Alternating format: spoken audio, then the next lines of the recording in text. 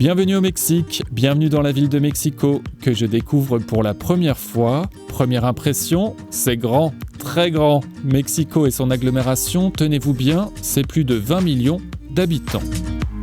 C'est un truc de fou de se retrouver dans cette mégalopole. J'en ai presque le souffle coupé. Ou alors c'est peut-être l'altitude parce que la vallée de Mexico culmine à plus de 2000 mètres.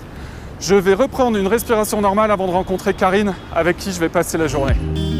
La voici, l'Alsacienne du bout du monde. Il s'agit de Karine Crambez, 43 ans. Elle est originaire de Sundhofen, près de Colmar, et vit à Mexico depuis 23 ans, où elle travaille pour le gouvernement mexicain. C'est dans ce centre d'enseignement pour étrangers qu'elle m'a donné rendez-vous. Salut Karine. Bonjour Philippe. Ah, ici c'est une seule bise. C'est pas deux? Ce n'est pas deux. Bon, je viens d'arriver, il faut que je m'habitue aux coutumes locales. Exactement. Bienvenue au Mexique. Merci. J'ai voulu te rencontrer dans cet endroit parce que c'est là où j'ai appris l'espagnol, il y a 23 ans. Donc je suis un peu émue parce que ça fait 23 ans que je n'étais pas revenue dans cette université. Donc voilà. Et donc ça fait 23 ans que tu es au Mexique? Oui, exactement. Tu vas avoir plein de choses à me raconter. Plein de choses. C'est ici que tout a commencé. À l'âge de 20 ans, Karine vient passer 8 mois à Mexico pour apprendre l'espagnol. Dans les couloirs, nous rencontrons par hasard une certaine Rosa.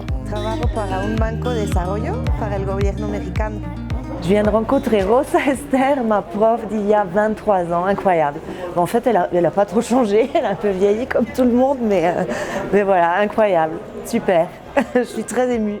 Que d'émotions! De mon côté, j'ai une question à poser à Karine. Pourquoi a-t-elle choisi le Mexique pour apprendre l'espagnol alors qu'il y avait d'autres options possibles moins loin de l'Alsace?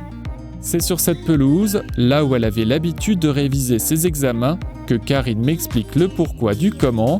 À l'époque, son ancienne voisine à Sundhofen était tombée amoureuse d'un Mexicain et s'était installée à Mexico. Elle est venue d'abord une année ici avec son mari. Et un an après, elle m'a dit « Viens, c'est super, si tu ne sais pas quoi faire l'année prochaine. » Voilà. Ça n'a été pas facile de convaincre mes parents, mais j'y suis arrivée, et puis voilà. Et puis voilà, après avoir appris l'espagnol, Karine a dû se familiariser avec la conduite mexicaine. Pour décrocher le permis de conduire local, ce ne fut qu'une formalité. Il faut que tu saches que le permis de conduire ici s'achète. Voilà. Alors, tu n'as pas besoin de passer ni le code, ni les heures de conduite. Tu payes une certaine somme, voilà, et tu l'achètes. Donc, la conduite ici, c'est très spécial. Nous prenons la direction du centre de Mexico. Karine veut me faire découvrir le Zócalo, la place centrale de la ville, où s'élève la fameuse cathédrale. Après son premier séjour à Mexico, Karine est revenue une première fois pour terminer ses études, puis est revenue une deuxième fois pour s'installer pour de bon, charmée elle aussi par le pays et par un Mexicain. J'ai rencontré mon ex-mari, le père de Nicolas, et voilà, puis la vie est belle, il y a toujours du soleil, les gens sont chaleureux, et on vit très bien à Mexico, c'est très agréable de vivre ici. Karine travaille aujourd'hui pour une banque de développement qui dépend du ministère des Finances mexicain.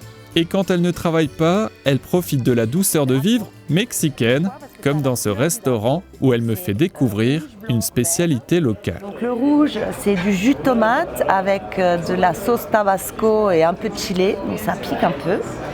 La tequila, et après il y a le jus de citron vert qui est à côté. Donc voilà, ça c'est les couleurs du drapeau, et curieusement ça se boit à l'envers.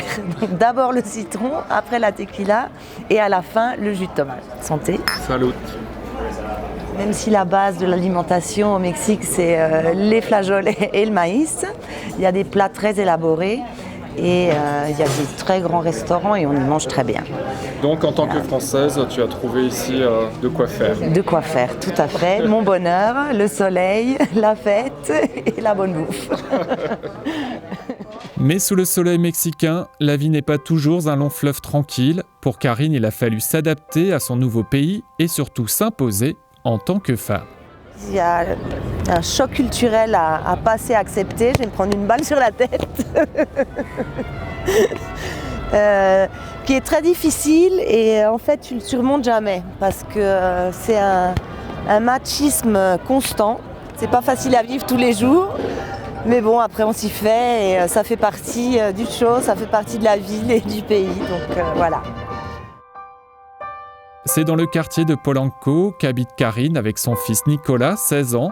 Actuellement au lycée, il se voit lui aussi partir bientôt à l'autre bout du monde. J'aimerais aussi savoir qu'est-ce que c'est de vivre dans une autre ville qui ne soit pas Mexico. Donc en fait, tu as un peu envie de faire ce que ta mère a fait à l'âge de 20 Oui, ans. plus ou moins, oui. Et toi alors, l'avenir, tu le vois où? Alors, c'est une très bonne question, je ne sais pas vraiment. Il y a des jours où j'ai envie de tout laisser, de partir et de rentrer en Europe, pas forcément en France, mais en Europe, de me rapprocher de ma famille, de mes parents, de mon frère, de ma sœur. Et il y a des jours où je me dis que ça va être quand même très difficile de rentrer après avoir passé 23 ans ou plus dans un pays étranger puis dans un autre continent, trouver du travail, s'installer, refaire tout un groupe d'amis, c'est pas évident. Donc je sais pas, on verra où nous mène la vie et où nous mène Nicolas selon ses envies. Mais moi apparemment il a envie d'aller en Europe mais sans la maman, donc je sais pas, on verra. Carpe diem, et Karine sera d'accord avec moi pour dire que l'aventure ne peut qu'être belle quand on vit ses rêves.